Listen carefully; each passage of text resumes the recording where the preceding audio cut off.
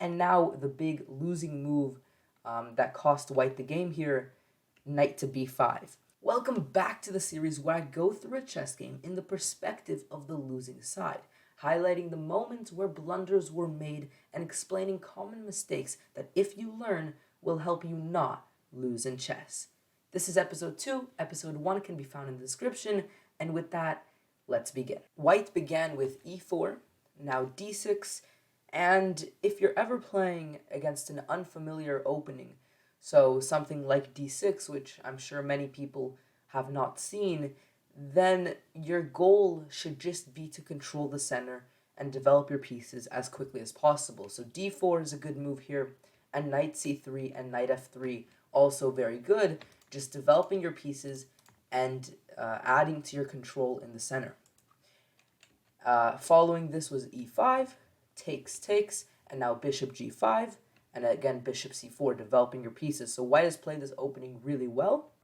Now queen to d2, which is a move that you can play, especially if you're looking to castle long, but if you're looking to castle short, I would recommend to do it as quickly as you can, because while the king is in the center, even though it's very hard to form an attack against it in a position like this, it's still more risky to keep it in the center. So if you know that eventually you're going to want to castle short, I would recommend doing it here.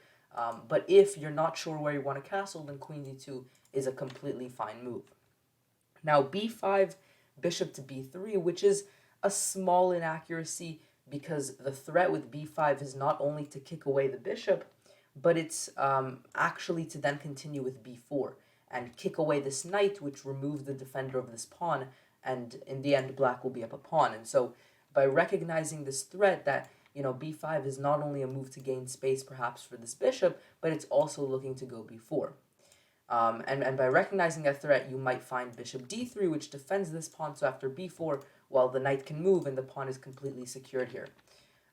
But in the game, black did not continue with b4, and instead plays the move queen c7, and again here you want to recognize this threat of b4, so a3 would have been a good move to try to stop b4, but instead rook d1 was played, and well, b4 is possible here, but it is not played, and instead h6 is played, the bishop moves back, and now a5, continuing a queenside attack, and finally a3 is played.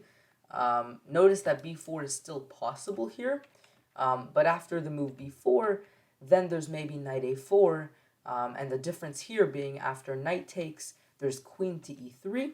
Let's say they trade the bishops, and in the end, you actually have a lot of pressure. So after knight f6, for example, queen g3, and if black castles here, then knight f5 comes, and white can kind of form an attack here. And that is why a3 is still a completely fine move here. Now the move g5 comes, and the first inaccuracy, the first mistake is played here with bishop takes g5.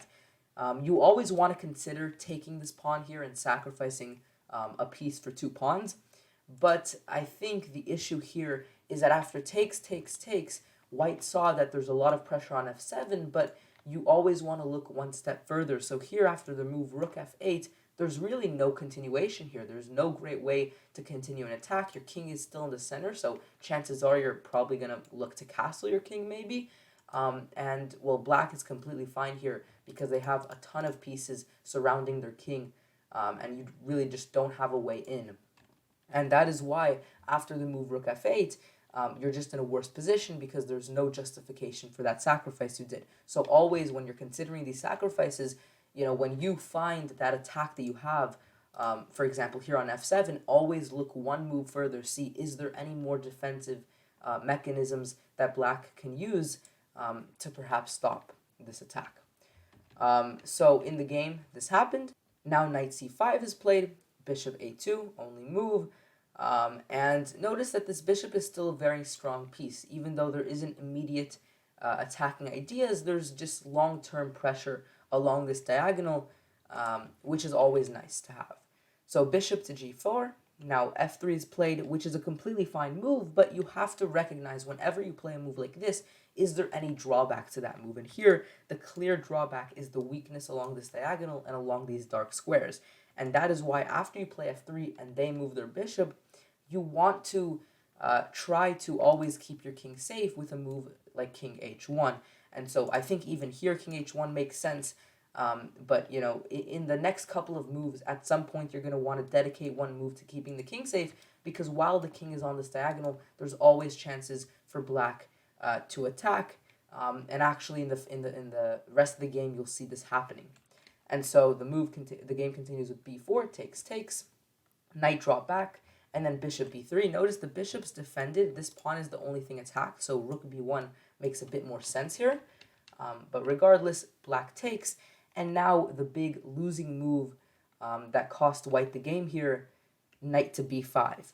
Notice that your king is still here, and this is what I wanted to point out earlier. You know, you want to get that king to a safer square, because this idea, it's a pretty beautiful one. If black takes, the knight takes here, and you know, after these exchanges, you suddenly have, you know, a much more open board, which makes this king much less safe. You can at some point maybe stack rooks, or maybe get this rook to a1. Your pieces are all into the game, and materially you're also doing fine. So this would have been a very good outcome. The issue is, however, after knight b5, there's queen b6 check because of the weakness along these diagonals. So if the king was on h1, this would not have been possible. And of course here this is losing. The queen gets out of danger. You can block with the queen, but now bishop c5, you lose your queen, and it's completely game over. Thank you guys so much for watching this video. Hopefully you learned from this game. And if you want me to look at your games in future videos, then either leave it down below or email it to me, and I'll gladly go ahead and analyze it in a future video. Thank you guys for watching. Subscribe if you're new around here. Like this video if you enjoyed it, and I'll see you guys next time. Peace out.